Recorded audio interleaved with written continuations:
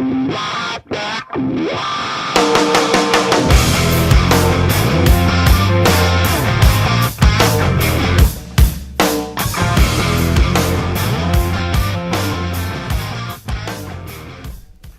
and welcome to the podcast. We're here with Brandon Holmes and Melissa Saville. Is that how you pronounce your last name? Yes. And I've known Brandon for a long time. I just met Melissa in person today, and we've had a great conversation already. We should have been probably recording it as we go along, but we're officially starting now. They just started a new business, and that was what really got me excited about coming down here, and it was a good excuse to do the podcast because I wanted to see what they're doing. So if you guys just want to kind of get us started by telling us what you're doing. What are we doing? Yeah, we do a little bit of everything, but the current venture, and the one you're talking about, is called Renew by Nitesco, and we refinish furniture and historic homes, and so kind of a lot of stuff in between, sort of anything anybody brings us, and it was started out of I think our mutual love and ability to do this thing, to bring new life to stuff that people were oftentimes throwing away, or they just couldn't find anybody to fix up. Well, and both of us grew up in old homes, and both of our parents were very inclined to keep as much of the historic aspect as possible. And that, I think that's probably, that was probably, well, and our house was built in 1880, so we're constantly, and I think that sort of brought it to the forefront. A lot of people were seeing the projects we were doing here at home and began asking, Would you do that for me? yes. Yeah. And with the same with the furniture restoration, were things that we had found in pretty trash state and made useful again. And like, can you do that for me? Absolutely. Now I remember pulling my first piece of furniture out of the dumpster at WV to furnish my apartment. Right. And doing that, and now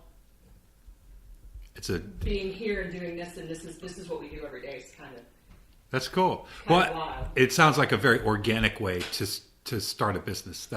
You're already doing it, and then you figure out that, well, yeah, we can actually make a living doing this, and people want us to do this kind of work. What? Yeah, I think that was that. Well, there was really a dual impetus. I think there's very much that, and then the flip side is we have 4 children between the two of us, and I have 2 children. She has 2 children, and we've got to find a way to feed, house, and clothe them. Yeah. But also a way to feed, house, and clothe them that we actually get to spend time with them instead of shoving them off to a babysitter because we're both working or we're sort of running around stressed out all the time. And I think, and I don't think this is an issue even here in the Valley, but I think everywhere today it's tough to find employment that allows you to be able to raise a family. It's also tough to find employment where the days of the single family or the single Person income, yeah. Income are sort of over for most people.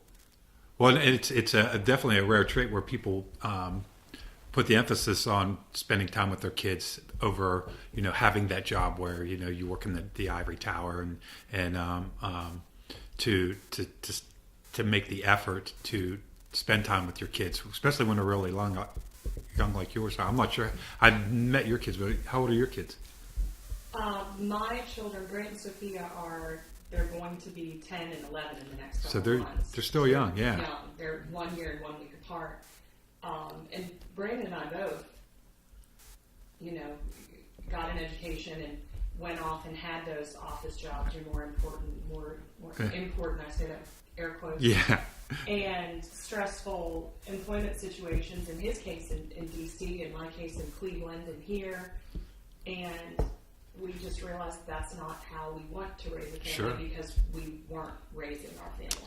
Yeah, you have children and then and you go through all this work, but to send them to a daycare for a stranger to take care of them, and that is kind of, if you think about it, a pretty insane way to live. I mean, I was lucky. My mom was a stay-at-home mom, and she worked at Corcoran's downtown until my brother was born, and then she, her job was raising her kids, and I couldn't imagine what it would be like if after school I had to go to a daycare instead of coming home to my mom, and I think it's more doable maybe than it's the having the newest car. You could certain sacrifice could be made, and Absolutely. people don't look that way. People joke at me all the time because I always drive these old used cars and everything, but I don't have a car payment, and I have no stress, and There's a lot to be said for that. yeah. Well, and that's why we're not house poor. We have a very affordable home. Right. And because when I bought this house 5 years ago, the neighborhood was just becoming what people are getting more excited about. Right. With North Wheeling and Victorian Old Town, and it was very. I was a divorced single parent with 2 preschool aged children, and it was affordable, and I felt safe. It was in district for great schools that they were going to be starting, and it was a no-brainer. So our kids go to Woodsdale School, but we live over here, and just for instance, our property taxes are $300 a year. Wow. Here, and $1,800 a year in Woodsdale. Right. But we're still in the school district. It's sort of That's the best perfect. kept secret in the city. Yeah.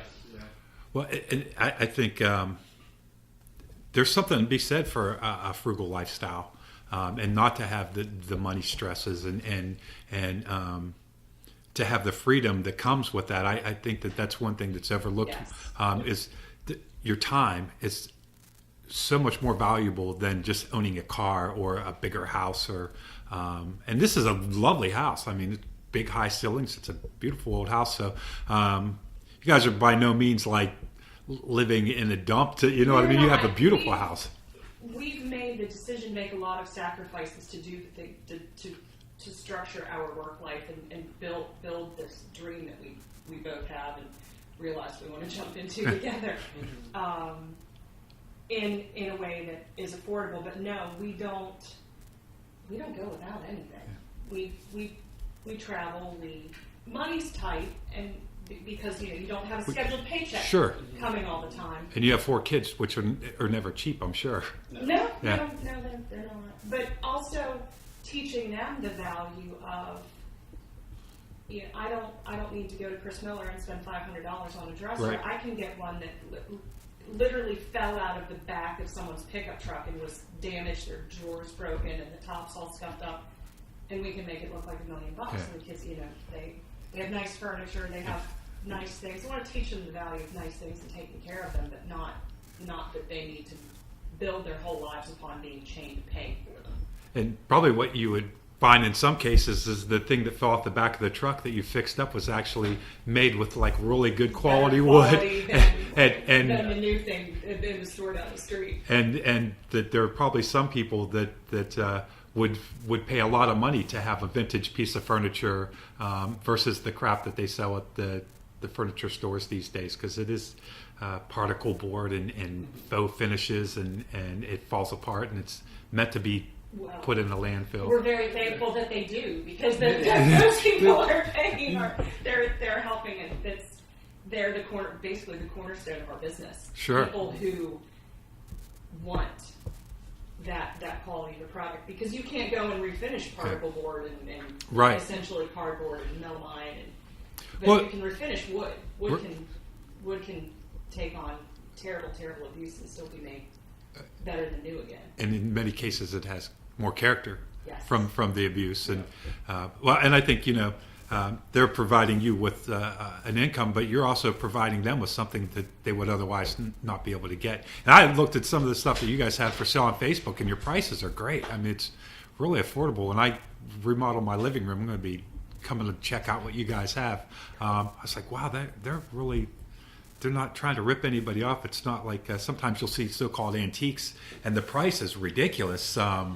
It makes people unable to have Yeah. anything but, and that's the thing I think is very important to both of us, that we want to make a comfortable living. Who doesn't? No Right. one wants to struggle. Right. But the things that we're doing that people love, if what we're doing isn't accessible to the people who love them and would like to have them, Right. then none of it makes any sense. Yeah. And now you guys might be like me. Like, if I see an old motorcycle for sale, I feel like I have to save it. and I've did that about 4 or 5 times. In fact, I bought a motorcycle off of Jake Dougherty's grandfather, and it was a really cool experience because I got to meet him before he passed away, and got the motorcycle running. And then one of my old friends from Dayton, I had just gotten the bike running maybe 2 days before he put on Facebook that, does anybody know where I can buy a starter motorcycle at a reasonable price? And I said, yeah, I got one. Come get it. So he rented a truck, and Jarvis D, if you're listening to this, and he drove back. And I hadn't seen him in 10 years, so it was a beautiful excuse for us to hang out. We had lunch, and I thought, I would have never thought on Monday that Thursday afternoon, me and Jarvis D would be riding motorcycles around my neighborhood, and so it's a great circle from my friend Jake to my friend Jarvis, and his grandfather's bike got to take on a life of its own, and instead of sitting in the back of somebody's garage somewhere or ending up in a landfill, and a couple other ones that I was able to save and pass along to other people and find a home for them. And I think that's one of the most sort of fun and exciting aspects, and we're like that with furniture and with old historic homes Yeah. as well. We've sort of got a bad habit of houses following us home from the grocery store. It's It's true. There's one on the alley There's one right down behind here. us.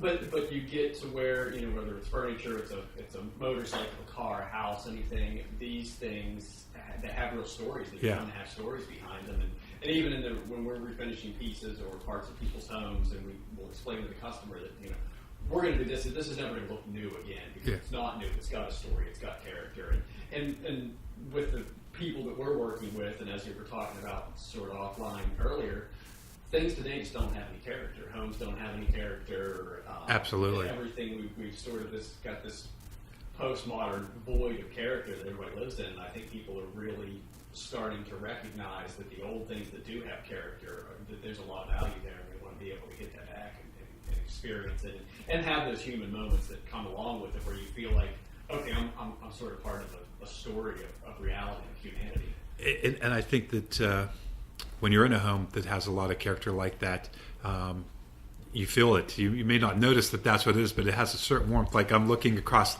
between you guys, underneath the steps, there's wood instead of drywall to fill in the little triangle area under the steps, and that's such a warm feel.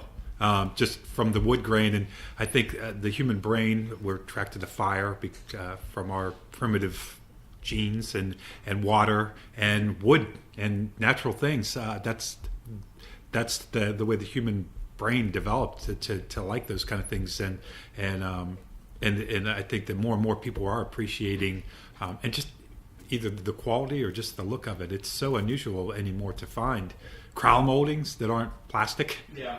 Exactly. And we'll find that when we're doing restoration projects in homes. It's even the wood is produced and milled in such a way that it almost won't even take stain. Yeah. It's very difficult. We've started we're to the point now where, aside from quarter round, we mill all of any woodwork we put when we're doing the flooring job. We mill it at the shop from boards that we hand pick, whether they're salvaged or purchased, because you can't even get it. There's no grain. Yeah.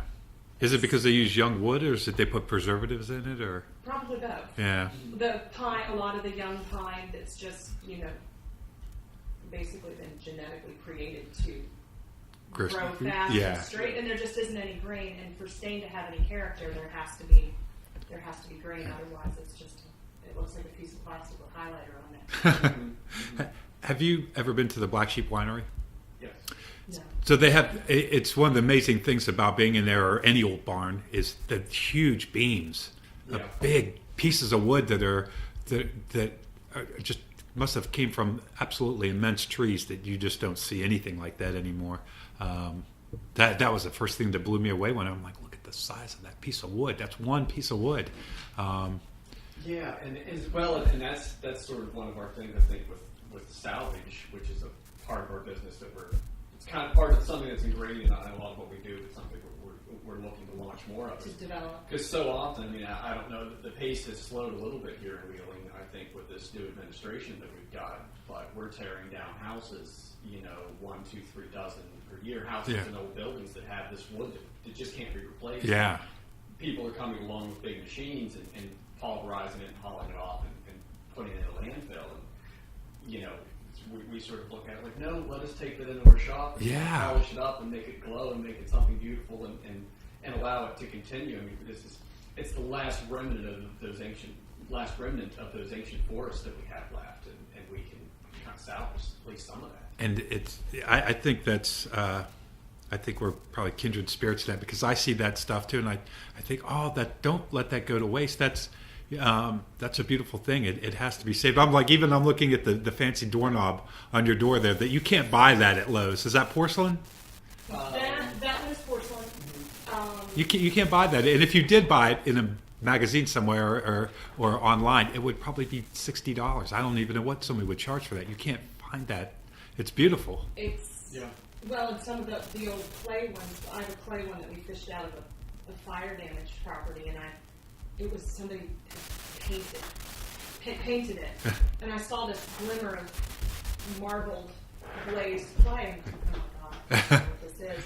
And I spent an entire afternoon in the kitchen with a wire brush and paint thinner and scraped it all off and found that it was this knob that's made of this clay that has been mined out. Wow. It doesn't, there's nothing else made from it because there isn't anymore. Right. Wow. So you're looking at this and you're like, someone, and I see that with woodwork a lot where, we'll be called upon to refinish a fireplace where one right before Christmas was the most beautiful oak with all of this carving that was so heavily coated in paint that we didn't even realize that there was carving relief all throughout the piece. It covered it up, filled it in the relief. Coated in so many layers of paint. Holy cow. That you couldn't even see this beautiful wheat pattern of carving all down both sides.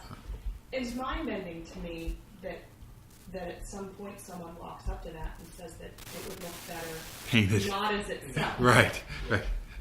Everyone has different tastes, but it's really it's very difficult for me to understand. Right. Yes. Luckily, we find a lot of people who feel the same way. But That is nice that and more people are starting to have an appreciation for that. And, I just think it's great that you guys are taking the time to save these things. The ability, because I know some of the pieces that you had in the shop there, your ability to see things as a diamond in the rough and not to see it as a piece of garbage, but to see through it that it's actually the potential that it could be if you put a little time into it, that either see it as it was or not as a piece of junk, but as something nice. And I think there's not enough people that have an eye for things like that. It's really starting to come back now. I mean, I don't know if you noticed, and there are two pieces on our wood shop floor right now. They're actually customer pieces. One's sort of a secretary desk with 6 drawers. Oh yeah, I saw that. And the rocking chair. The rocking I chair. flipped back over. Yeah, it was beautiful. Right side up before we left. Well, those are customer pieces that were brought in for us to restore.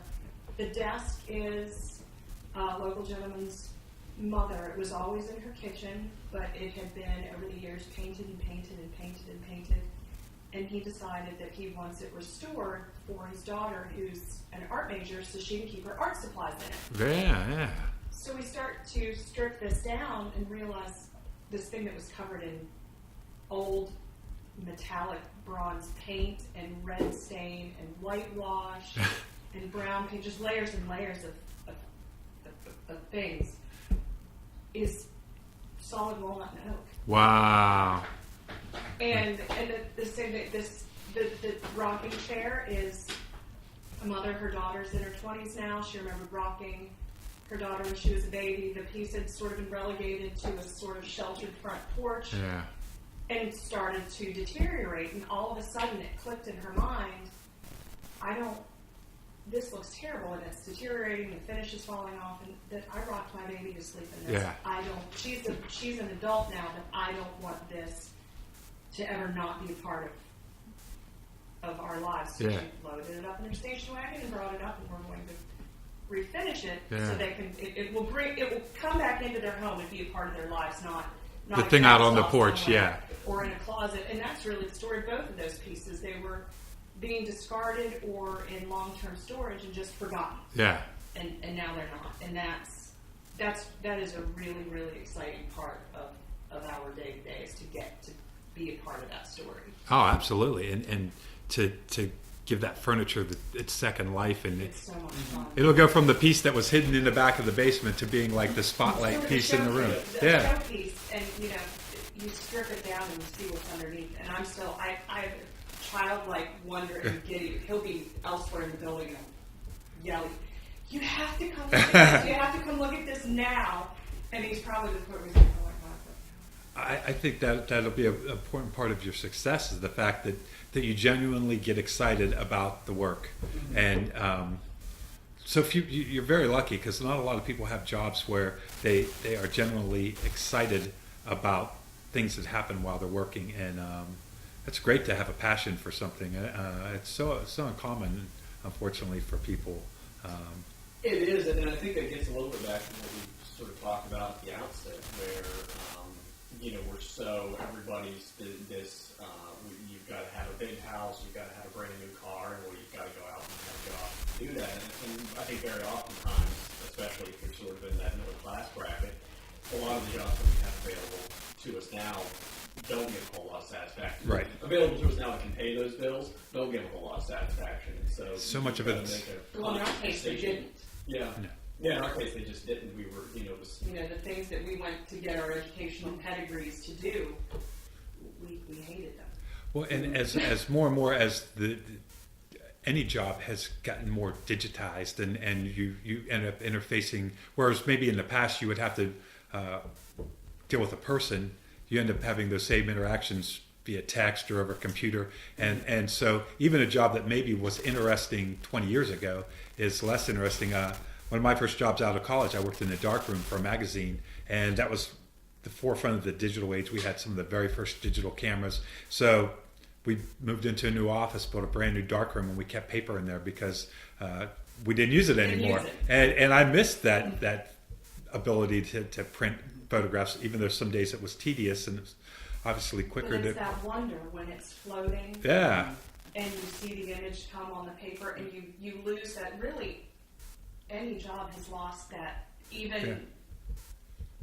for instance, I was a paralegal for years and did a lot of title research.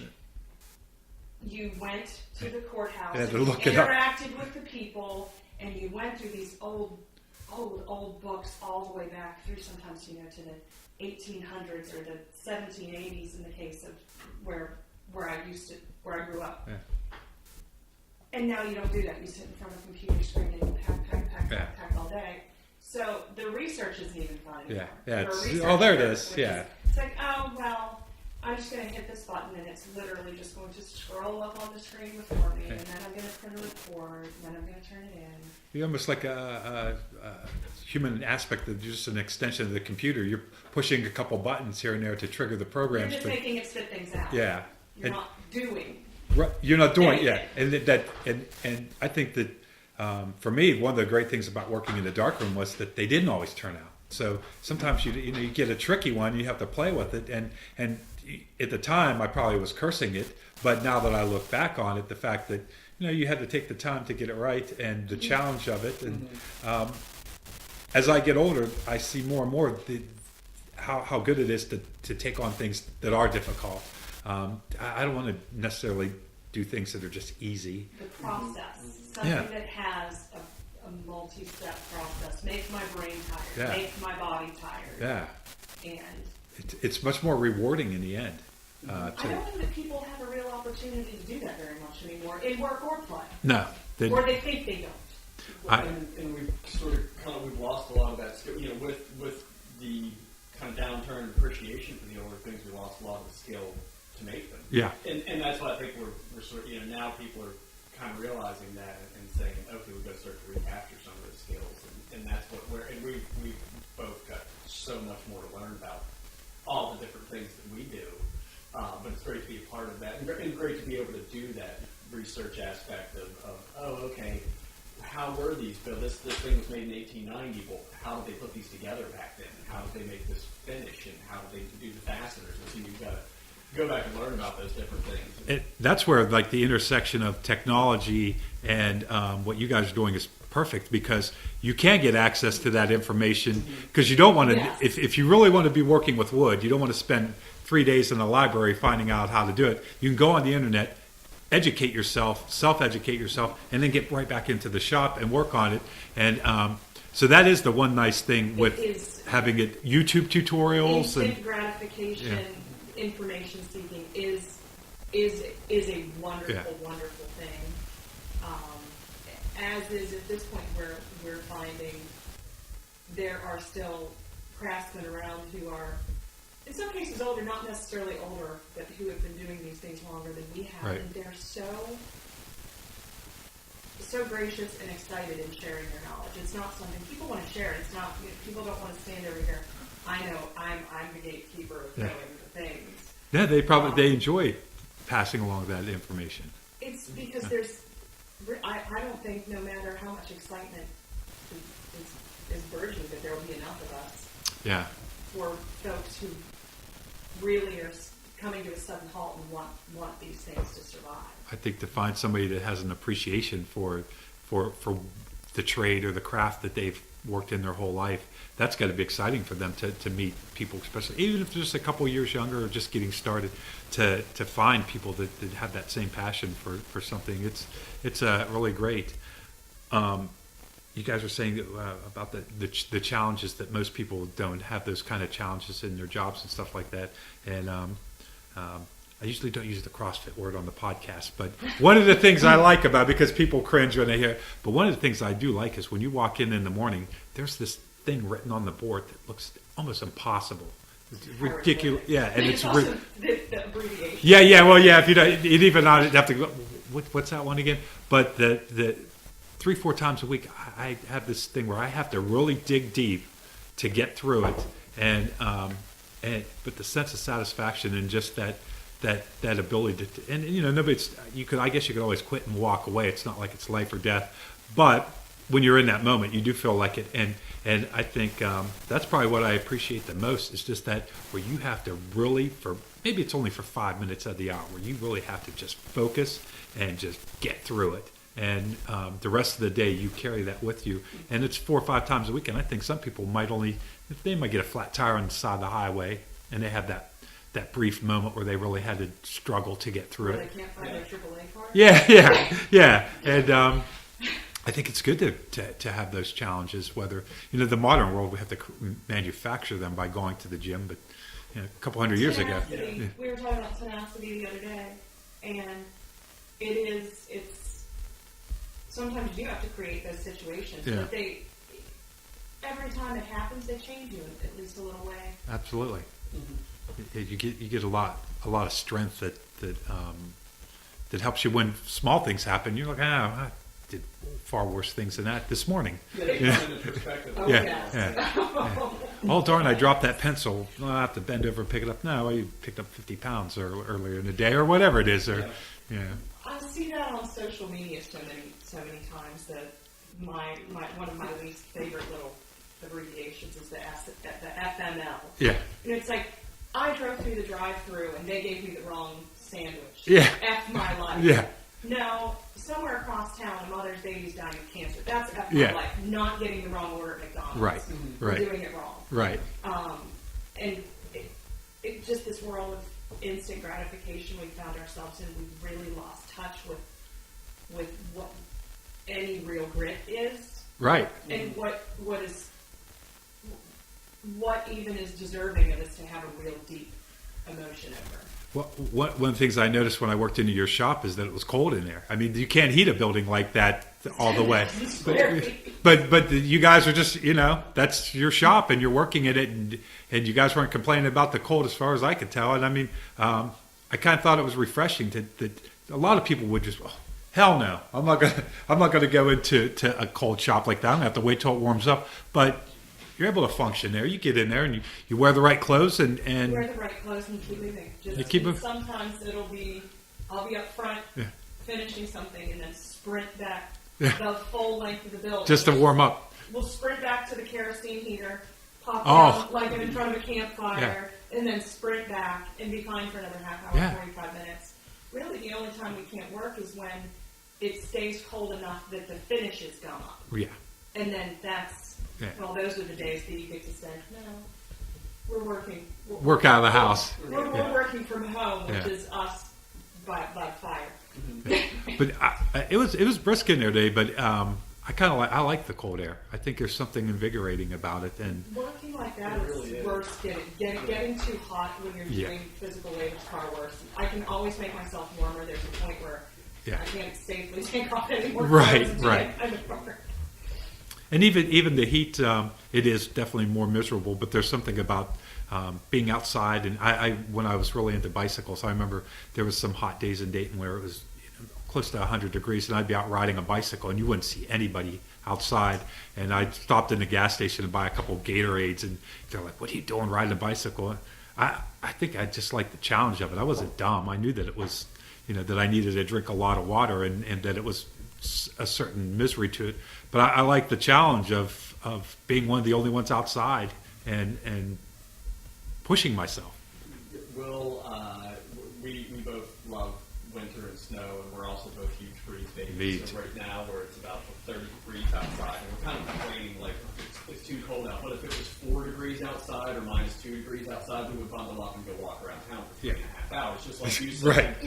For the satisfaction The other of being out extreme. against those elements. And What was it last year? One of the large snowstorms that kind of hit late in the evening on a weekend. It kind of shut down the city, Yeah. and we each had a can of craft beer. We're bundled up like the abominable snow people. It's 1:00 in the morning, and we are laying in the middle of Route 40, making snow angels and taking pictures of each other That's awesome. like children. Yeah. Because nothing, the plows weren't coming by, the cars weren't coming by, nothing, and we're just out there like it's our own playground because there's not a person anywhere. Everybody else is all holed up and hiding out. And, yeah. yeah, I agree.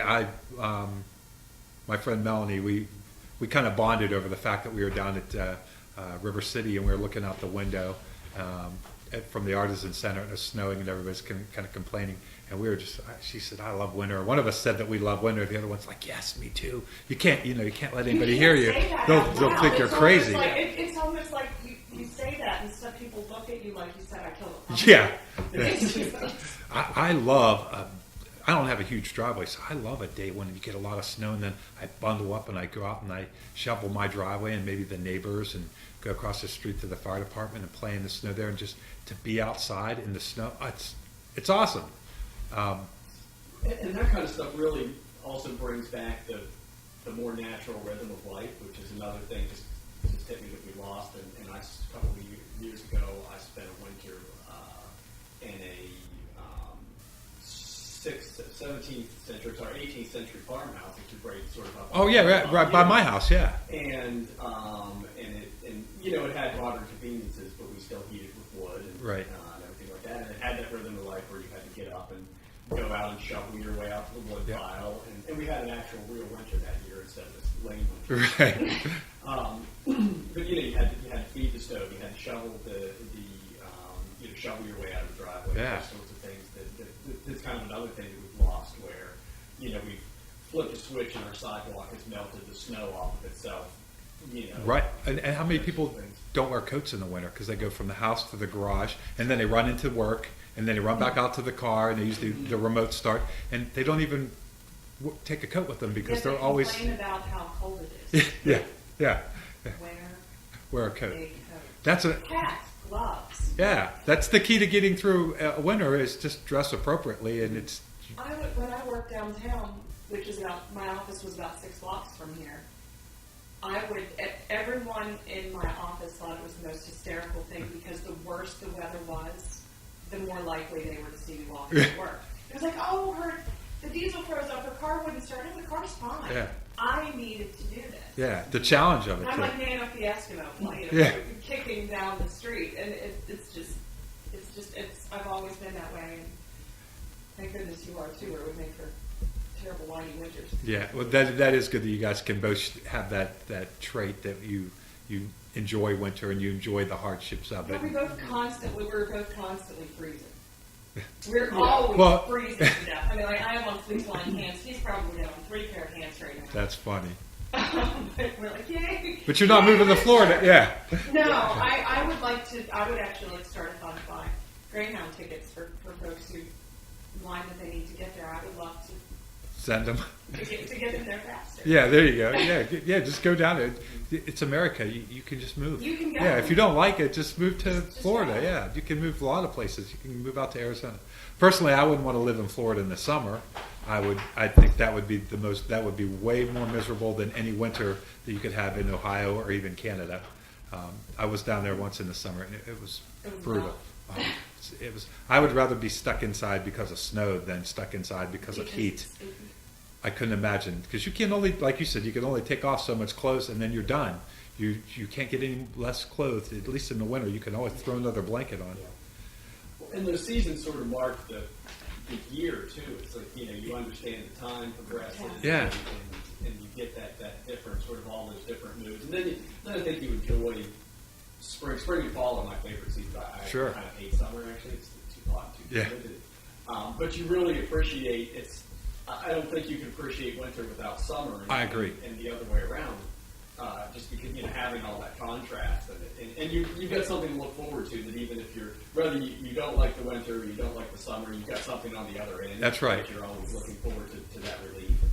I agree. I think that it changes seasons from the beauty of fall and then the beauty of spring when things pop up, and a nice warm summer day is great, but I think if it went on too long, after a while you'd be like, It makes me appreciate the approach of fall. yeah, but it's timed out pretty good. By the time you're sick of summer, fall starts to hit. Yeah. About the time you're ready for some snow, it starts to come. In a good year, in a year like this, it doesn't. Yeah, this one's a little odd. You were talking about the house that you had above the hill from me, and it reminded me of a friend of mine's uncle had a house that had a outdoor kitchen that was a separate building.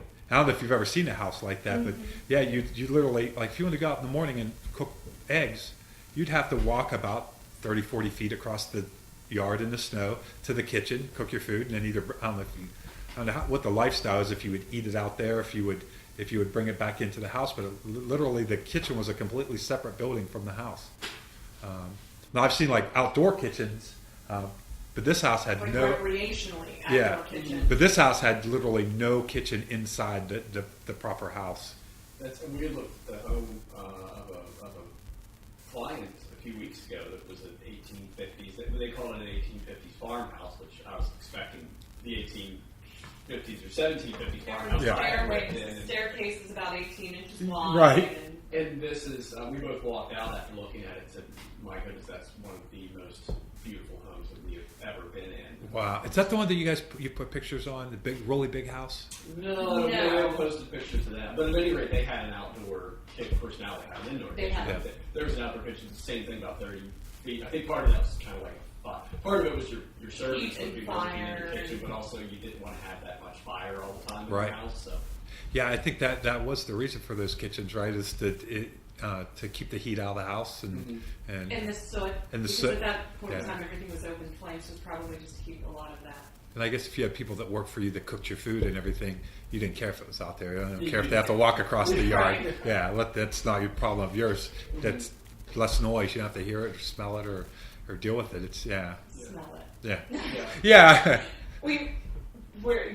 This house was built around 1880, and there are some remodeling issues we need to tackle, and one of them is the stove hood is not vented outside. So when we combined households, we moved the master bedroom to the finished attic. Right. Which is amazing. We have a dormer window at each end. We have roof access overlooking the river. I think I saw a picture of it on Facebook. It's We really love cool. it. Yeah. I call it the penthouse. I would too. But one thing about the penthouse is whatever you cook in the kitchen, you go to bed and you It's sort of continuing to rise, smells all night. Or if we're doing like cooking bone broth or something overnight, we wake up and think the house is on fire or something. Yeah, right. Like we're kept awake by the smell of the food. We can't cook anything overnight. Hopefully the commercial kitchen in the basement will allow us to cook overnight. Yeah, we'll sort of Then wake all up the like, smell comes to the bedroom as if it were the kitchen. did you get up in the middle of the night and cook a chicken? No, I mean there's a chicken cooking and it's still overnight. Use a crock pot? It's 3 floors down. But I love crock pots. I'd say there are 2 behind you. I noticed, yeah. I noticed the old blenders too, which are really cool. I'll put something in the crock pot before I go to bed, and I'll wake up at 4 o'clock in the morning. Oh, that smells so good. Or I'll use a bread maker a lot of times, and it takes 5-6 hours or whatever it is. It's ridiculous. But and so I'll wake up to the smell of the bread baking. And have to run downstairs and get some. But some certain things that I cook though don't necessarily. It's like smell frying good. Hamburgers in the cast iron skillet. It smells amazing when you're doing it, but Yeah. 3 hours later when you're laying in bed, not so much. That's right. The lingering effect of it is Yeah. not necessarily as good. Doesn't do the thing. Now, my house, it was built without a bathroom, and then it's the obvious area behind the house where they had to put a whole addition on for a bathroom and a laundry room. Was this house built with indoor plumbing? Well, There is a bathroom so in the basement, and I guess maybe you should tell the story because she lived here for some time before discovering that this was here. it was. I bought this home and I figured that anything with water had been built, and that there's a brick addition that's about 20 years Oh, okay. newer than this 1880 part of the home that we're sitting in. But there, in the basement, almost directly underneath us, is it's more to the front of the house. But anyway, there was wall. It was just there were lots of things built with rough lumber. You saw we had salvaged it because we cleared almost all of that out. Right. I was here for a couple of months and getting everything situated in the basement, the back part that's not finished. And there's this board wall, and I'm trying to hang something up, I think, and part of the board kind of fell down because this is just how things work. We fell down and probably hit me in the face. And I look, there's this void behind the board. I'm like, what in the... It was the original bathroom. Wow. All of the fixtures, there's a small clawfoot tub, the toilet, Holy the cow. sink, the vanity mirror, everything is still in there. Oh my And goodness. so it was in the basement, easily accessible from where the water line probably came. Yeah. Because Market Street in the front of the house is a full story higher than the alley behind the house. Oh, You okay. walk that basement. Yeah. But it was kind of that's where that was. And we still have all the fixtures, and now that we've cleared it out, it was used as sort of very makeshift storage. We'll probably pull all those fixtures and see what can be salvaged and rehabbed because, that's what we do. Yeah. Well, clawfoot tub, those are awesome. And it's a very small one. It's only about the size of this table. Oh, is it really? It's he would hate it. Yeah. He wouldn't be able to sit down in it. That's funny. I lived in a house for a while that had a clawfoot tub. One thing I didn't like was cleaning underneath it. It was pain. It is, yeah. Yeah. They're kind of things. But they look so nice and They look so inviting. We're not bath people. So I'm not it's kinda either. To move it wouldn't be worth it. Yeah, if you're not a bath and person. especially if it's all there is. Yeah. I lived in an apartment for years that's all there was, and then came to realize I'd rather have the cheap corner loaded shower than Right. this. The tub, albeit pretty, wasn't very useful to me. I lived in a Victorian duplex for a while in Dayton, and no shower, bathtub in a cold morning. Having to run a bath, you have to plan your day around, getting up extra early just so that you can run enough Freezing water. yourself And to death freezing, to get yeah, clean. yeah, Sort of start out a little bit grumpy. yeah. I'm definitely much more of a shower person. Steamy, hot. Yeah. I think we keep our bathroom at a cool 102 degrees. Yeah. It's like you walk in there, it like singes your eyebrows off. One of the things that you guys had mentioned earlier was the functionality of homes these days, and that's definitely something that either the office space that I work in or my house that I find really annoying is areas that are not functional, that are designed more to look good than to function well. And I forget who said it first, but the form should follow function. I think that's just keeps getting lost more and more Wasted space. because it's all about the sell. I guess you want people to come in and have eye candy and buy the house, and then they don't care how it functions. And maybe the best functioning kitchen doesn't necessarily look as pretty, but you don't realize how convenient it is until you start trying to cook food. And both we both cook and do a lot of food, so that's something that's really, really important to us. And it's modern day kitchens are things of beauty if that is your level of taste. It's But good I for can look takeout at pizza. Exactly. You look at a magazine, and he and I are literally Sharpie, Xing and Oing and arrows. Like this. No one could cook in this. It's a $45,000 kitchen that you couldn't make ramen noodles in without wanting to pull your hair out. For dry cereal and take home pizza. Seriously. Yeah. To actually try to cook any food. Would be terrible.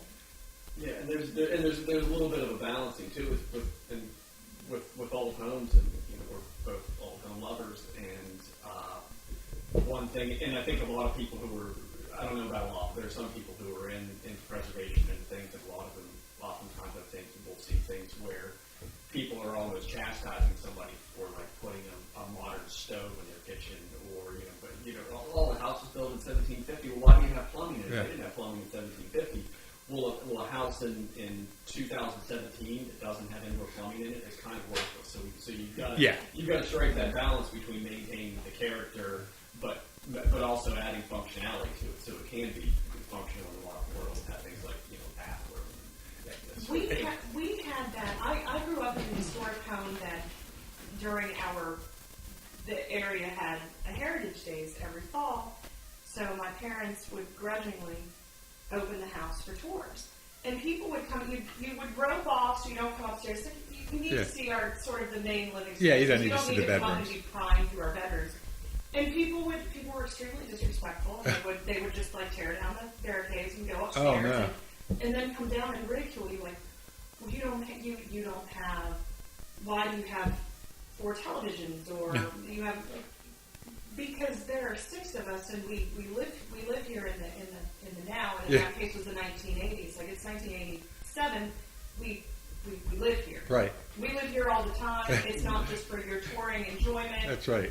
It's a functioning home for 2 adults and 4 children. You have a TV in your home, don't you? So why wouldn't we be allowed to have a TV in our home? Usually we get to the point where like, please leave. Yeah. Get out of here. It's time for you to go. We're closed. Well, now I think I've always been curious, because I know that home preservation is really popular, especially amongst, I think, a lot of the people we know. And I think that I think it seems tricky, because on one hand, if you want to restore a home back to the way it originally was, it's so expensive. And on the other hand, you don't want to fix it up with cheap crap. And there's probably some middle ground there that you have to find, where we're gonna replace this with these, what we can, I guess, get at Lowe's, just so that the house is livable. Because if you restore it, it's never going to be worth. It's not, and it's not necessarily modern day functional. Yeah. But what we're finding with restorations, that, for instance, two main building materials that it's very interesting to note: bricks and hardwood flooring, not the same size. You have to go to the ends of the earth to get bricks that are the same size and hardwood flooring that is the same size. We just did a hardwood floor restoration. We needed to replace half of the floor to match the remaining most of the floor. Part of it needed to be replaced. They had to have it built. Wow. Because you just couldn't find it anywhere. It's not made in those sizes anymore. And even like a lot of the windows, I mean, they're such crazy. And I mean, the newer windows are just very efficient. Yes. They don't look the same, but... And all of the windows, I replaced all of the windows on the back of this house, and not a single window is the same size. Yeah. Everything had to be custom, and in the back of the house, because it faces the river, I was like, I want new, I want efficient, and I mean, I think they paid for themselves in probably 3 or 4 months. And because it's not at all drafty, and it was terrible. I was tucking my son into bed, and you could see his little frog hair blowing across his forehead. I'm like, this. We have to have new windows. This isn't going. New windows are kind of on the short list. I lived in a house right after I got out of college up on Cherry Hill, and I don't think it was meant to be lived in year-round, but I remember me and my roommate took and put plastic over this big, huge, old, window with the kind that had the putty in it, and probably just a single-pane window. And then we put blankets over it, and I remember, because it was right up on the top of the hill there, the whole winter, that plastic was bubbled out, and there were blankets over top of it, and you could just feel the wind blowing through all that. And if I was going to live there for a long time and it was my house, I have to get rid of the historic value of those. And they weren't really that historic anyhow. They were just kind of crappy old windows. But I would have definitely favored like a really nice window that's fuel efficient or kept you warm. Yes. And that's that sort of balancing the functionality, Yeah. and with that, you put new windows in, but you get the hardwood floor redone because that's something that can maintain your functionality rather than like ripping it out. We'll go into some places and say, we'll talk to customers. So we talked to a couple of contractors and they said that they don't refinish hardwood floors, but they'd be happy to come and rip it all out, and Put a new one. or something like that, or put in new wood, and of course, after we grab our hearts for not jumping out of our chest, Yeah. destroying the floor, and we kind of explain, what can be done to bring it back, but it is that balance of you've got people in the modern day expect like the wind to not be blowing in their house, Right. And so, but when you do restore the homes, it keeps that character, and it also keeps the value, Yeah. because these houses and a lot of the houses around here are kind of a testament. You see places that clearly haven't been maintained in 30 or 40 or 50 years, Yeah. and they're 100, 150 years old, and they've been able to stand that long with no maintenance, whereas a modern house that was built 20 years ago and maintained well is falling apart because the materials just aren't the type of quality and the type of craftsmanship that was used 100 years ago. Just not even close to being there. Yeah. Mhm. Sometimes what we do find is preserved fine neglect. People who didn't, things weren't torn out, like the old closet doors. We still have the old closets in the house that aren't extremely functional because they aren't even as deep as the width of a modern day hanger. Right. But, in this house they're still here. But at the same time, then the two owners previous to us may have cannibalized 2/3 of one of the bedrooms to make a walk-in closet. It's a supremely mind-bendingly terrible waste of space. It's like the size of the bedroom. The kids actually joke about we need one more bedroom for everyone to have their very, very own space. Right. And the kids kind of joke about one of them moving into the walk-in closet. I'm like, well, it's larger than a New York City apartment bedroom. That's true. I remember the duplex that I lived in Dayton. The next door neighbors were my landlords, and they're like, "Hey man, come check out what we did upstairs." And so I went up there, and they took the bedroom next to the bathroom, and they made it one big bathroom with a jacuzzi, hot tub, and everything. And I thought, well, I'm sure that's great for the 3 times a year you get in the jacuzzi, and for certain people, if you're gonna go to resell the house, they're gonna like that. But that really doesn't fit with the rest of the house because that was the first thing they remodeled, and I didn't know what the house what they wanted it to really be, and I don't think they did either. They were couple young guys, and they just thought it was cool to. Of course, they had a ping pong table in the dining room too. So there was a lot of that that same person, 2 owners prior to me. He was an architect, and he was very interested in. I actually have no idea why he bought an old house. I have no idea at all because he was very interested in very modern metal. So he had also relieved the house of all of its original bronze ceiling fixtures and put in, IKEA halogen lights, the kind that you turn them on and it dims everything else in the house and makes you think that you're crazy. Right. And all that. His next step was going to be tearing out the built-in that's in our kitchen. We have a beautiful solid wood built-in that's never been painted. It's just oil rubbed. Wow. Wood, and he was right before the woman I bought the house from. She was right as I was getting ready to buy it. He said he just hadn't gotten to that yet. And I mean, I'm literally like falling down, like, oh my God, that's the best feature of the entire house. What is wrong with you people? And he was an architect, and he was going to tear it. He was an architect, and he was destroying every single notable feature about this tunnel. These beautiful 10-foot, I think they're 10-foot pocket doors were going to be removed, and he was just going to drive all that in and put French doors. Oh my God! I mean, I'm just sitting there, I'm literally just ready to lay on the floor, like screaming. And I think if that's the kind of architecture you like, just build a house And that's like amazing. that. Yeah. And it's not. I don't even order to make fun of someone's taste. We all have different tastes Yeah. and different things. But don't ruin a good Yeah. house. I don't understand the phenomenon. You actually kind of see it a lot of taking these Victorian homes. In this case, this is a solid brick Victorian row home, Yeah.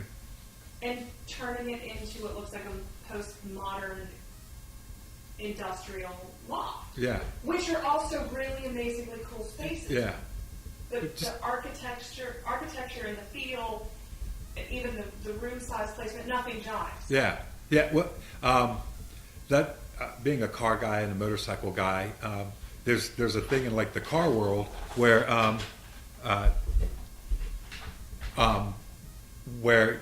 they you can't make that into a hot rod. It's too cherry, and yeah, I'm the same way. Like when it gets to a certain point, that's when like you can chop it up and make and do everything. Yes. But when it's a certain point where it's restorable, you can restore it.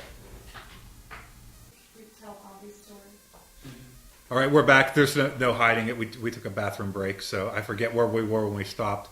I don't know what made me think that we'd be able to just like pause and come right back into it. But I'm sure anybody listening is enjoying the conversation enough that they don't care. They're glad that we're talking on empty bladders. And yeah, but while we were on our break, Melissa was talking about how you guys met and how kind of the genesis of everything. So yeah, go ahead and talk. We were practically neighbors. He lived in an apartment just down the street. We literally lived 2 blocks from each other up here on Market Street. And so, each single parents of 2 young children that we have half or more of the time, and we would wind up at events with our kids by ourselves, and then do the whole thing. We leave and come and make pizza, make pizza with all the kids or something. It's just sort of nicer than going home and the kids sort of staring at you. Okay, mommy, daddy, now what?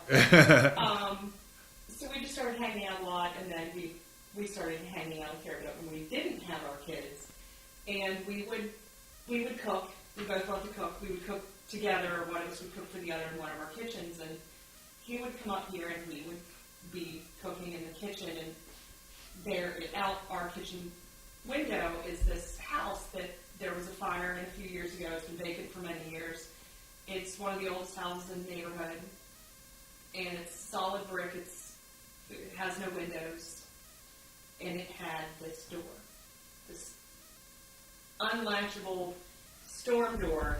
It's since been vacated by squatters, and I had called the dog warden on the hoarded dogs, and there were fights and parties, and the only thing, we just kept looking at this. We had both individually at different times looked at this house and gone through all of the what ifs. What if someone had this? What if I had this? What could I do? How could it be saved?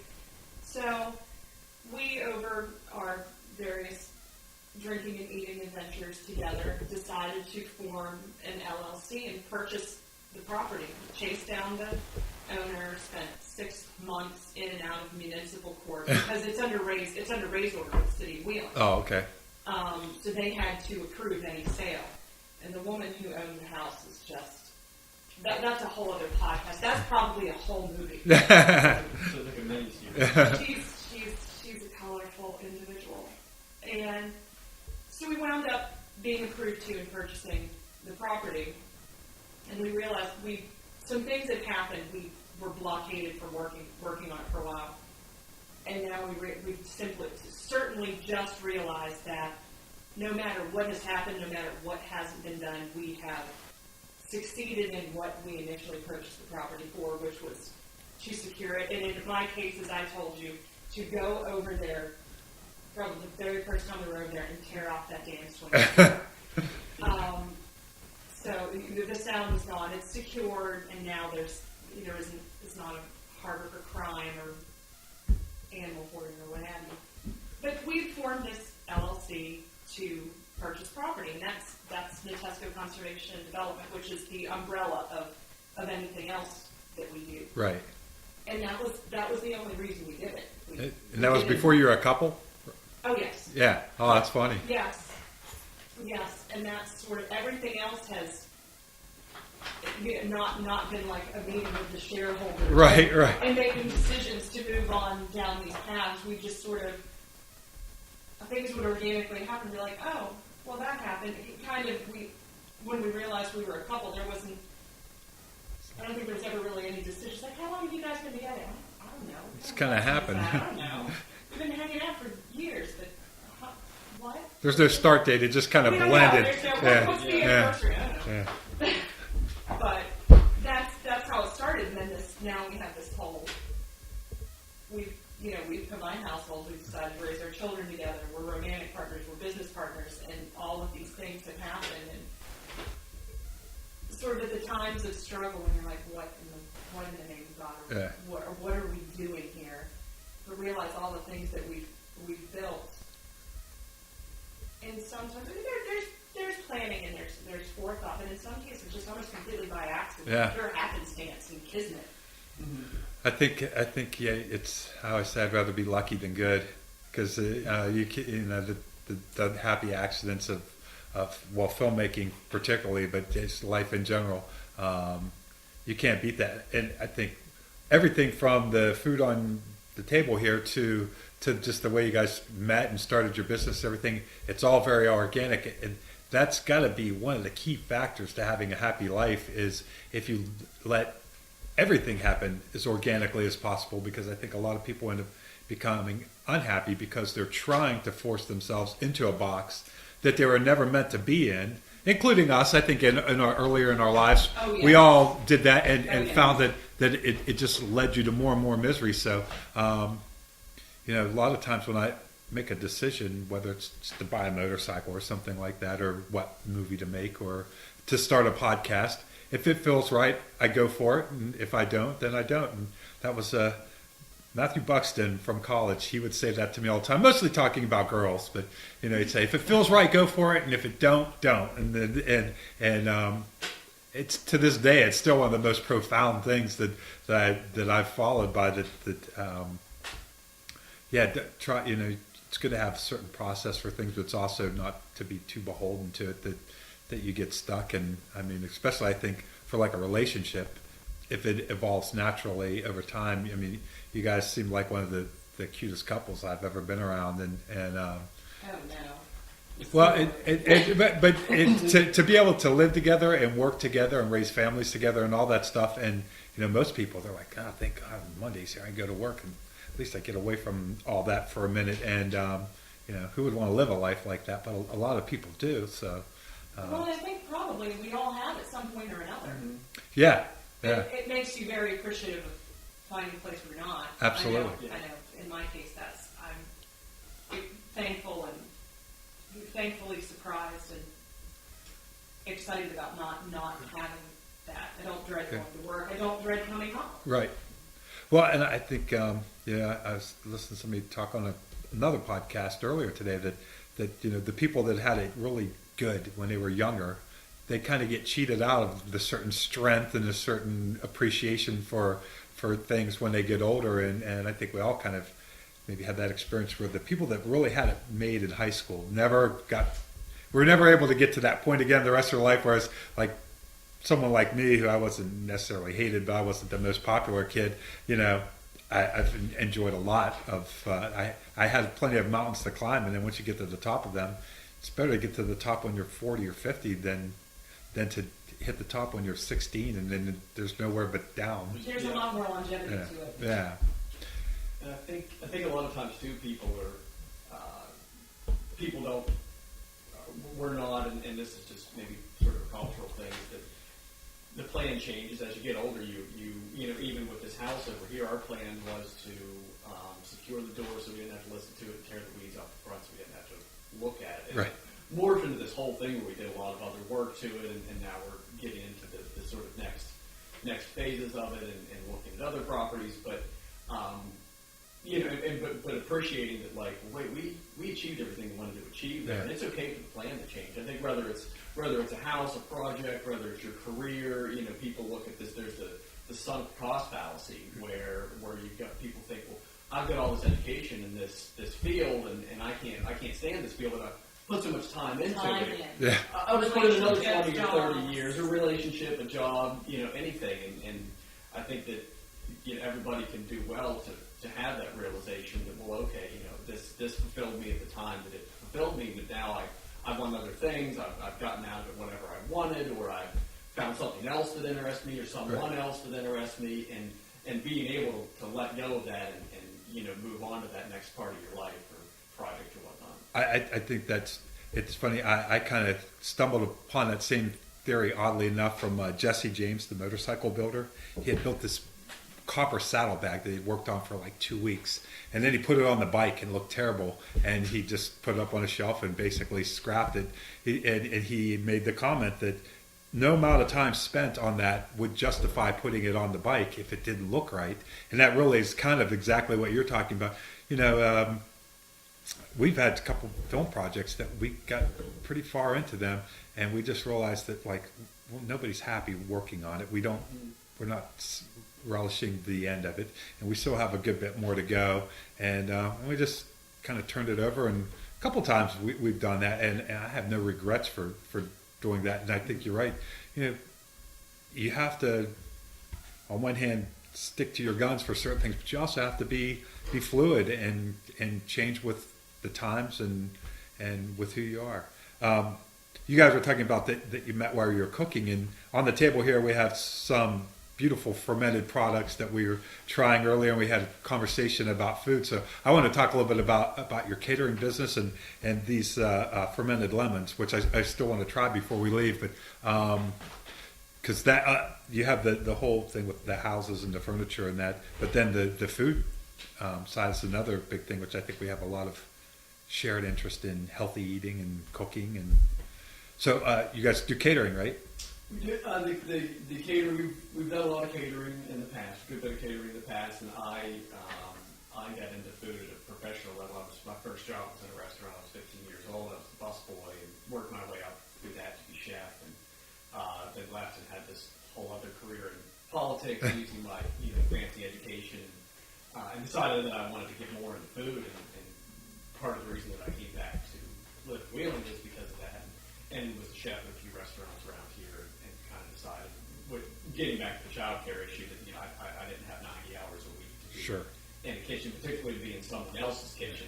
At night, right? A lot of evenings. I didn't have the capital to start my own restaurant and then be 120 hours a week Right. in that same place. And so catering, kind of doing my own thing, and we've experimented with a lot of different business models in that, and now it's a little bit on hold just because we focus so much on the furniture. But it started out as Green Plate, and it's now Your Green Plate with Melissa joining on, and we've done various events, and a lot of the food that we do all of the food that we do is really fresh. We try to do things that are healthy, but not healthy in the sense that people are like, well, where's the flavor?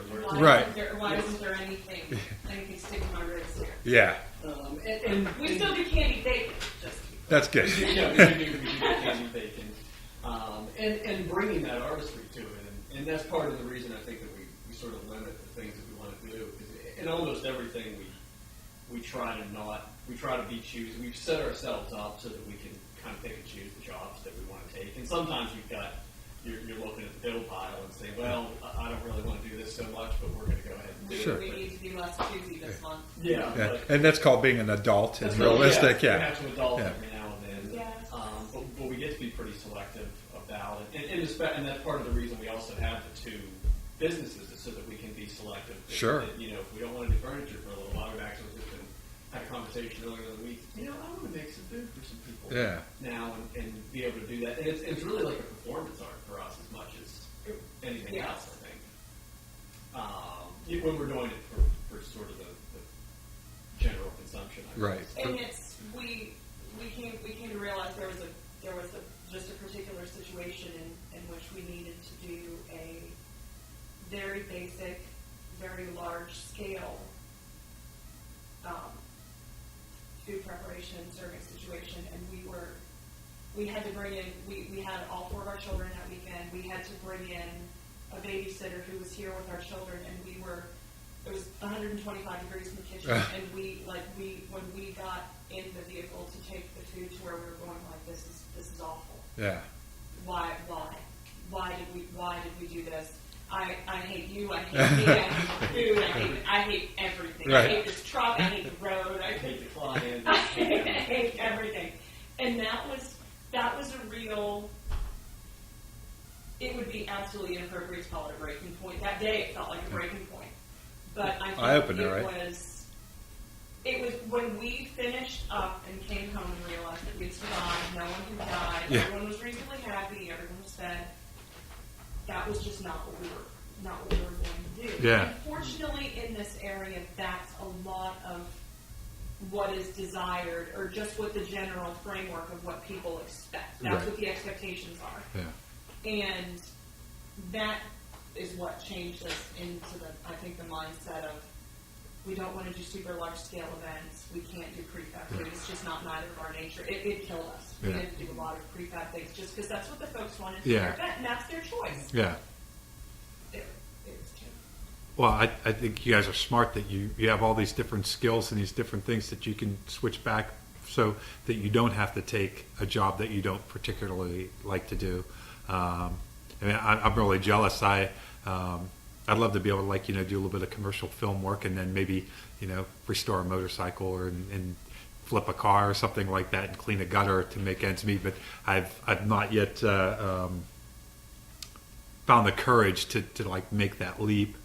Maybe I think probably having a partner has to make it a little bit easier, and that you can kind of remind each other it'll be all right. We'll make it. We had a really intense conversation with a friend of ours who, this individual had made the decision to walk away from their business, and a lot of components of this person's business were very successful, but that was the one thing that kept coming back in their conversation with us was that you two have each other doing this, but doing this by myself is impossible, and I can't, and I'm not.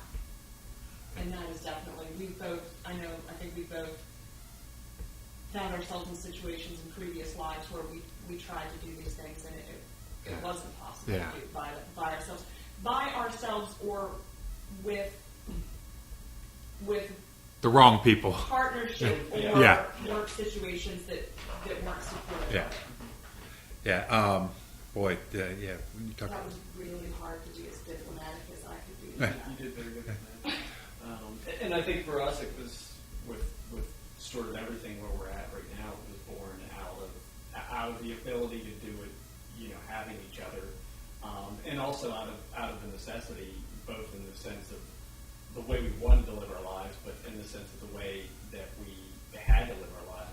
I mean, I've sort of, I guess, I've been independently employed and working as a freelancer for about the past 5 years, and coming out of DC and had a lot of political work. But of course, here in Wheeling, it's not quite as much as there is in Capital or even Charleston or somewhere like that. And also got into a situation where I was separated from my children's mother. Ended up that I had the kids almost all the time and didn't really know whenever I was going to have kids, and so I had to have something that had a lot of flexibility to it, and had the ability, and like you said, using the skills. I mean, we've both got a diversity of skills that we're able to go out and use them. That's sort of that fundamental, visceral, economic thing that people just have. Yeah. And whenever you get to a point where you say, well, there's not any employment out there that's going to fit with all the things that I need to do, and yet, the landlord continues to want the rent. Right. For some reason, Every single month. bill for these lights and gas, and kids want to eat like multiple times a day. So you find a way, and that's that. And now that's, I think, like our everyday is we get up and it's we've got to find a way to do all this every single day, and we've kind of. It's just, and I think one of the things that gave us the courage to get to the point where both of us were able to leap out of that corporate world was the fact that as much as we would struggle, there was we might have had to scrape change out of the couch, and go pick edible weeds on the hillside up here to make a salad, but we've never missed putting the meal on the table for the children. Right. The utilities aren't getting shut off. There's always just enough there in the bank account or there, to make do with what we have to do. Well, And I think for a business in its infancy, as ours still is, I choose to anyway view that as success. absolutely. For now. Absolutely. If you can make enough to get through the whole year and keep the lights on and all that, that's a success. That's a successful life. I remember what a nursing student told me once, that he said that he'd like to get married when he's financially stable, and I'm like, what to you is financially stable? And he said he had to really think about it. I said, I'm going to tell you what financially stable it is. It's living within your means. You're going to be a nurse. You're going to make an okay income. You're not going to be Rockefeller, but nurses do quite well. I said, don't spend yourself into debt, and you'll be just fine. You could get married the first week you get a job if you don't go out and buy a Mercedes or some big fancy house. And if you find a reasonable place to live and a reasonable car, you'll never be in trouble. And now starting a business where you don't have that guaranteed income, it's different. I always said that if I could go back and when I played music, and if I would have had a different mindset that all I have to do is make about $10,000 a year, and we can all live in a little crappy house together and just play music, that's $40,000. We could have probably. Isn't it funny looking back at that and how sometimes that seems like so little and sometimes it seems like so much? Yeah. Yeah. Like, sure, I would have only made $10,000 that year, and I would have had to share a house with 3 other people, but they were my best friends, and I've been a professional musician for a part of my life, and that seems so clear to me now, but at the time seemed so crazy that, because I thought, well, the only way you can really afford to quit your job to play music is you have to get a record contract, and you have to, if you're not making like limousine money, yeah, and really no, you just have to just make enough to, because the trade-off for the lack of money is the lifestyle that you get to enjoy, and I mean, I think you guys are just hitting it right on the head right now. It's perfect. It's, He was doing this long before I was. I was a full-time paralegal, actually, I was a legal secretary with Jackson Kelly for a few years, and we were together most of the time. I don't know if we were together at that point or not. I honestly don't know. But I had gotten sick, and the full time was really, I was burning up all my sick time. My kids were in before and after care, and it costs X, Y, Z a month, and it was like, oh my God, I run out of sick time, so now my case gets docked. Yeah. But I'm still trying to work as much as possible. It was a mess. So we found then I shifted to part-time paralegal situation with a small law firm here in Wheeling, and it was a great opportunity, but literally the day I was supposed to start, then Dad went to worse. Yeah. I wound up with pneumonia. I was in the hospital for a week. I was really, really sick, and I was really, really sick for about 6 months after that. And I couldn't even keep up with a part-time schedule. Yeah. And the bills are coming, and he's trying to almost work for both of us while I'm trying to work half of what half would be, so we're a quarter. And it was a complete and utter disaster, and nothing was getting done. Everything was crumbling around us. Yeah. And that is when I think I can't pinpoint where. I don't know how it happened. Where we both just decided me going back to that part time was actually worse. Was worse for us, because we thought that I could be part time and we could start to build some of this, and it was just everything was broken. Yeah. Nothing worked. We came to realize it was costing us money for me to have a job, have this quote unquote financial security for our household. It just didn't work. Yeah. And somehow, like I said, I don't know when and I don't know how, we made the decision that it was not a good fit for me, and I left, and here we are. Like I said, if the lights are on, there's heat. Yeah. There's water. Well, we mentioned earlier in the shop there that when it's your livelihood, you jump in and build a parachute on the way down. As the saying goes, Yeah. that you get your hustle on. You have to when you have to. It's a great motivator to get things done. I used to listen to Bruce Williams. He's an old radio guy, and he said you cannot. I think he was particularly talking about starting a restaurant at the time. He said you can't be a part-time restaurant owner.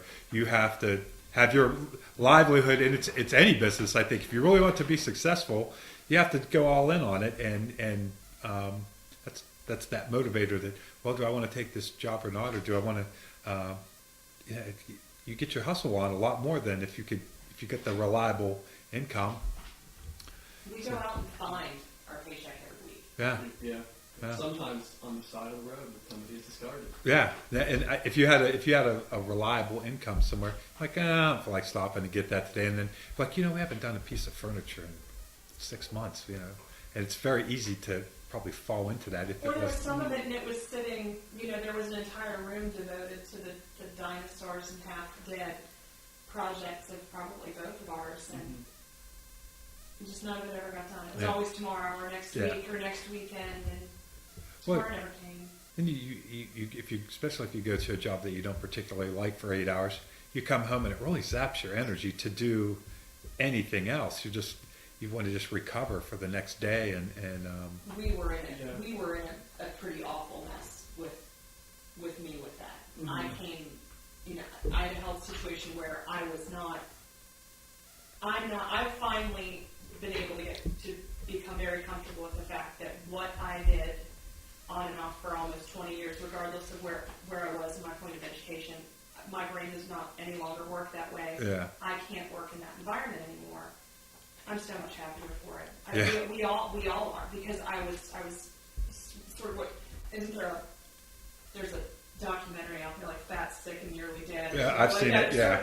But not regarding food, but just I was trying to cram a square peg in a round hole. Yeah. And it just didn't fit anymore. And it Yeah. wasn't going to work. And now I feel like we're in a position where, for both of us, finally trying to do the things we want to do, life's getting better and better and better, rather than little glimmers of like, okay, we squirreled up enough money to run away from our lives for the weekend, yeah, the right. lives we hate for the weekend. Right, absolutely. And it's now, right now, building the business, we don't have the money to go away for the weekend, but it's sort of like the kids aren't here. We're going to spend all weekend in the shop, and Yeah. we're excited about it. Yeah. Yeah, and you don't have anything to go away from. You have a night. You don't have to escape your life. Yeah. We're building a life. Building a life Yeah. we don't need to run away from. A lot of people, they wait for the weekend so that they can go in the garage and work on a furniture or a project or I Thursday mornings, the thing I look forward to the most is getting up early and I clean up the kitchen, then I go to the grocery store, and then I cook all day, and it's my favorite day of the week. And that's part of like what you guys do to make money is cook. And We need to do that because our food situation for ourselves is terrible. It's kind of, we It's- do a lot of running. Definitely the cobbler's kids have no shoes. Yeah. We'll be cooking for other people, or we try really hard to provide good and wholesome and home cooked meals for kids. And when we're alone, it's shameful. Right. We don't want to tell people what we eat, the way we eat. It's actually, we'll look at each other like, Like we spoon another mouthful or whatever. eat at the sink. Pouring the end of the entire bag of M&Ms. Like he's handing this 3/4 way polished off, full multi-serving bag of M&Ms to me. Eat all of this. Eat all of it now. Before I do. And I have to protect him. Yeah. Well, you mentioned how many people are, slugging through this job to get to the weekend so they can cook or work in the garage or whatnot. It reminds me of a conversation that I had not long ago coming back to Wheeling, and it was right before Avenue Eats opened, and I was the chef there whenever they opened, and I was at a cocktail party. I was actually at a party that was for what became Wheeling Brewing Company Right. whenever they launched their first beer.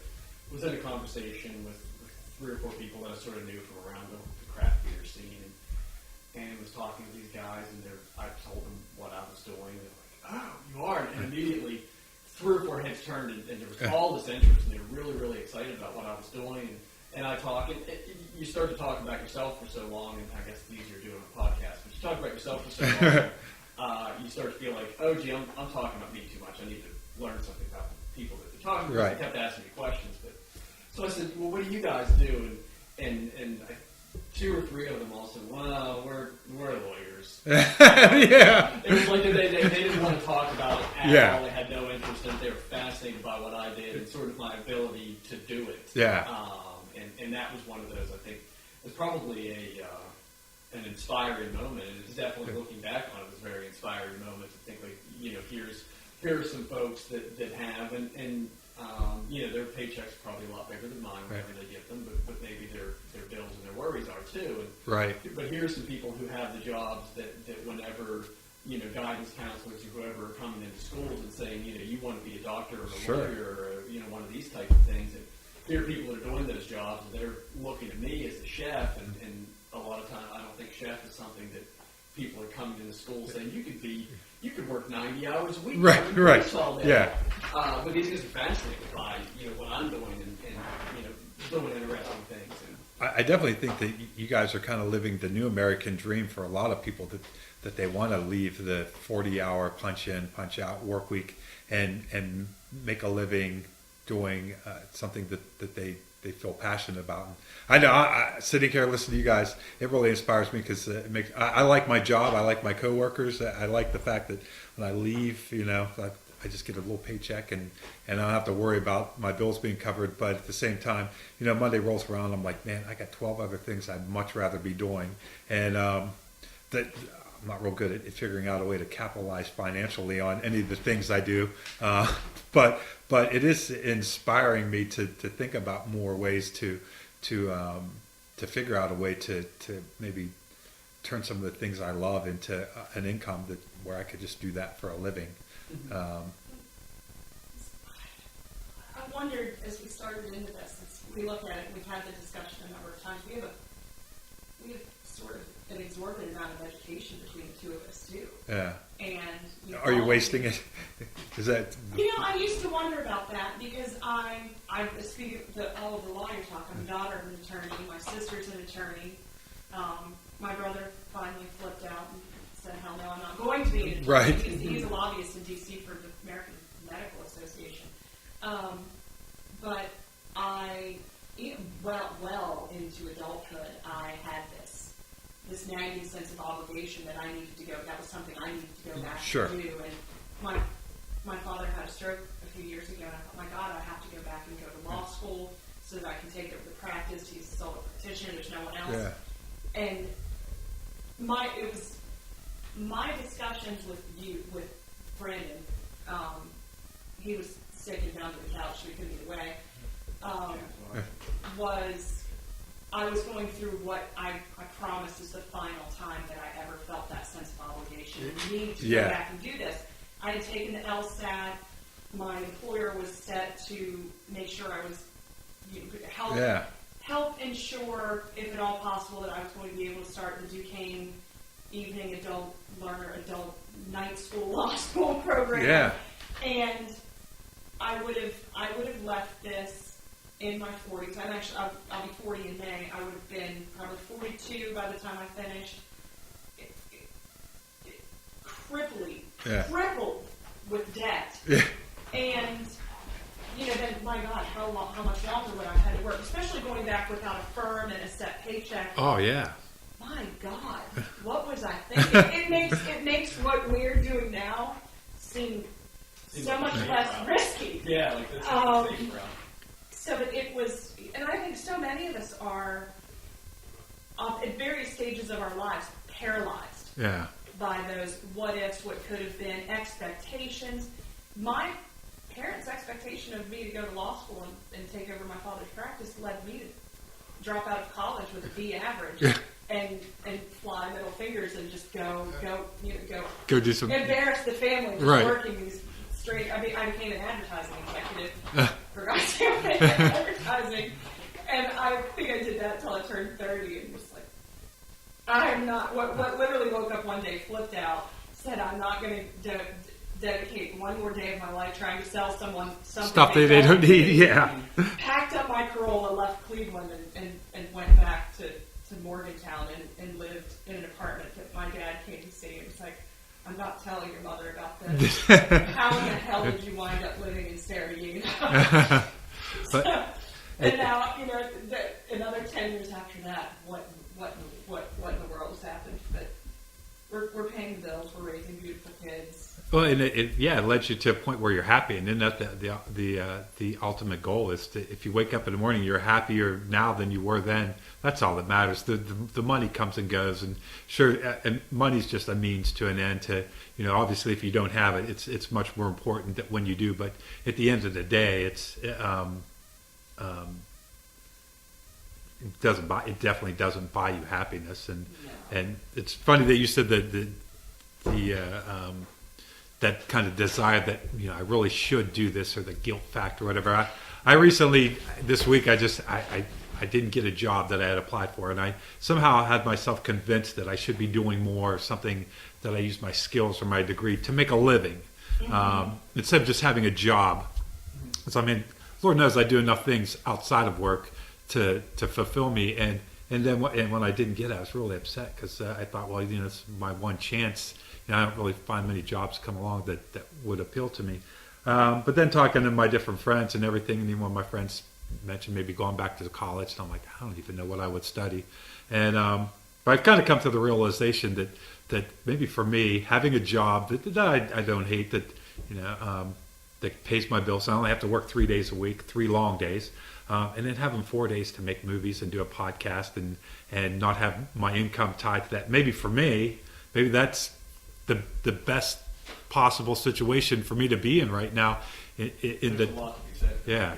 Yes. Like getting up and going to work for somebody, kind of doing something, but not being the boss of it, and 5 days a week instead of 3 days a week. And I know Thursdays would come around this summer, and I'd be like, man, I could be on a motorcycle right now, but instead I got my new job. And so it took. How am I going to cuddle at it? Yeah. So that to process that, I'm like, it's not like I'd buy a new house. I wouldn't move out of my house, or, I'm always going to be buying new motorcycles and toys like that. So, but you're already finding ways to do that now. Yeah. So I processed it a little bit.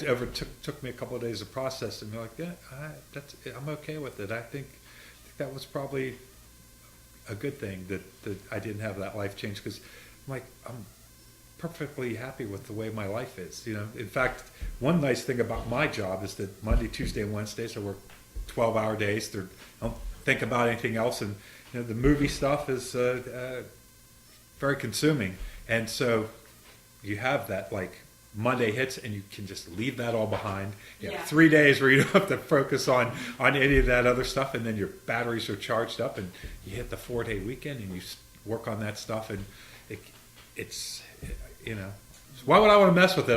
If I'm happy, why would I want to mess with it?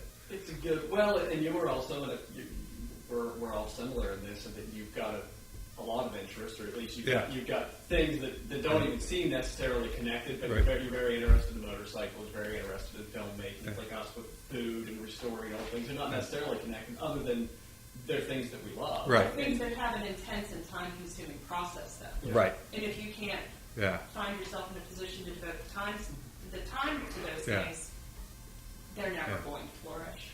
Well, if you focus, you might find, and I'm just kind of speculating here, but if you got all of a sudden this filmmaking job came along, or you went and became a full-time filmmaker, you might do that for 2 or 3 years and think like, gee, I'm kind of bored with it. Like you almost ruined it because you went. Now you have to do it. Yeah.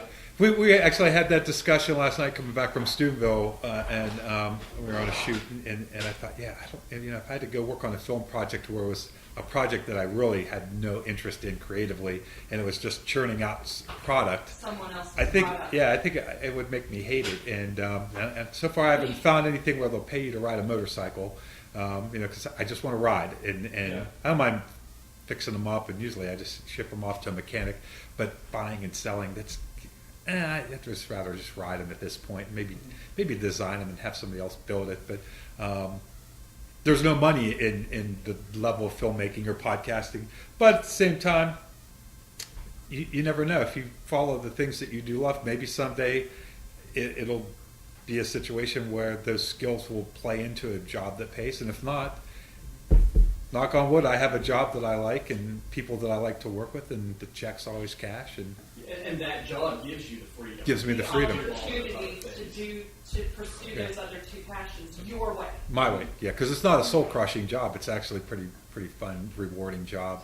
It's interesting. It kind of finally helped me put a button on my thoughts this week when you started talking about the guilt, and I was like, yeah, I was feeling a certain guilt to do something to be something that I'm not, and that one of the cool things about doing the podcast I found is you have these conversations that you just never have because the microphones are on, and like, just I've been wanting to come down and check out what you guys were doing, and we would have never had a conversation like this had we not taken the time to set up the equipment and everything. But I'm glad we did, and it's been a lot of fun. And it's definitely, I think people are really going to enjoy hearing this, and I hope you guys had a good time doing it. It was a blast. Yeah. I think looking outside is the most blizzardy looking. It is looking terrible. All winter long, it's I think it's beautiful, amazing. Yeah. But I try to think too how different our conversation would have gone if you were with us up at the shop and we were working on this or that. Yeah. Puttering around while we were trying talking to talk. to you, I think would have been probably a very Different conversation. discussion. Yeah. Instead, we came down here and ate fermented things and watched cats and Yeah. fish and it's just good. chatted, sat down and really devoted some time to talking about. Yeah. And when you're building something, it's good to. A lot of times you're building something, you get so busy focusing on the building itself, right? Then you've got it, and it's good to stop and take that and kind of talk about it, and because then you get to think about it, like, oh, okay, that's right, that is why we're doing all this, and okay, this makes sense. We do a lot of multitasking in the modern world, so to have a conversation where there's no phones going off and you are focusing, and I think, like, I kind of made a revelation about my life through our conversation, and you don't get that from just bar talk or something like that. And sometimes talking about your life in the way that we do on the podcast, it maybe helps you gain a little bit of a perspective just by talking about it that you wouldn't get just thinking about it on your own. I don't know. It's definitely, I do it for the experience, not because there's any expected listenership or anything. So if you're listening, thank you, but I really wasn't even expecting you to hear this. I do it anyway. Yeah, I do it anyway, yeah. This is such a valuable opportunity for us too at this point. I know a friend of mine does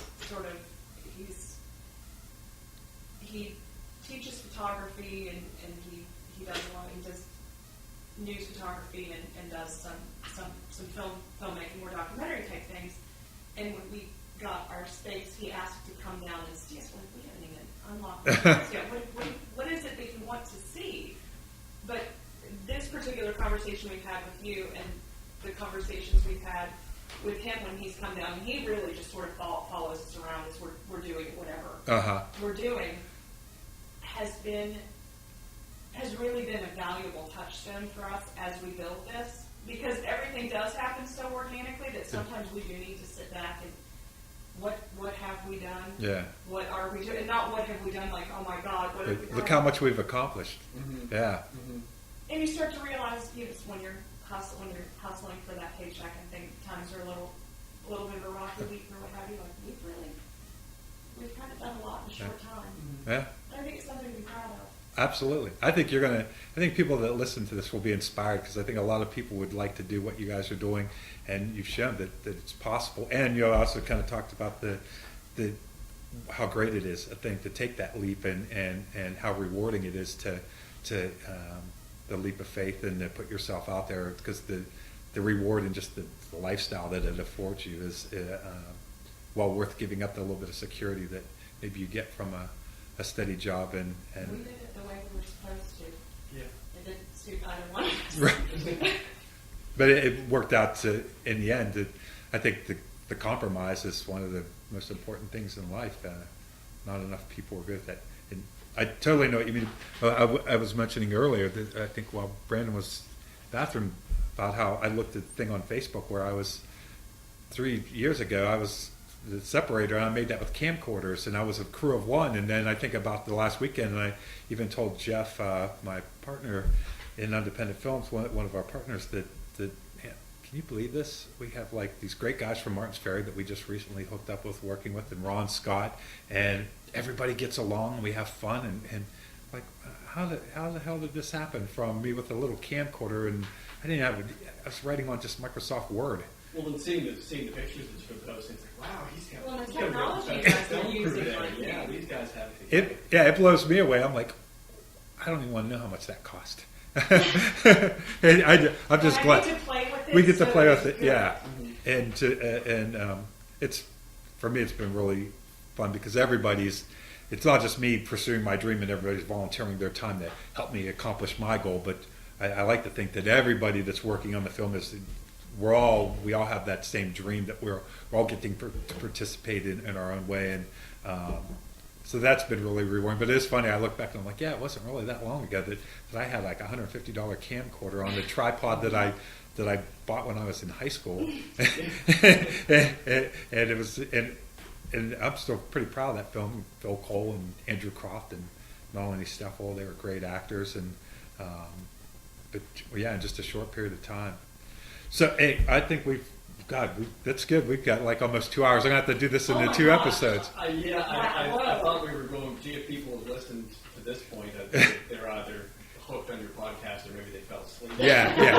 Well, that's just it. If you're listening to us now, you've obviously found this very interesting, as I think we've enjoyed the conversation. And so if people want to get in touch with you guys about either buying some furniture, getting something refinished, or restoring the house, or catering, what's the best way to get in touch with you?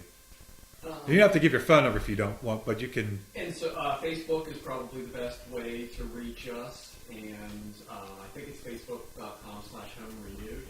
Is that right? I'm going to double You check. can double check, and that's for everything except the food stuff. And the food stuff, facebook.com/yourgreenplate, and you can look there. And of course, we'll have to put some new content up since we're mentioning it on the podcast. At home renewed. At Home Renewed. At Home Renewed.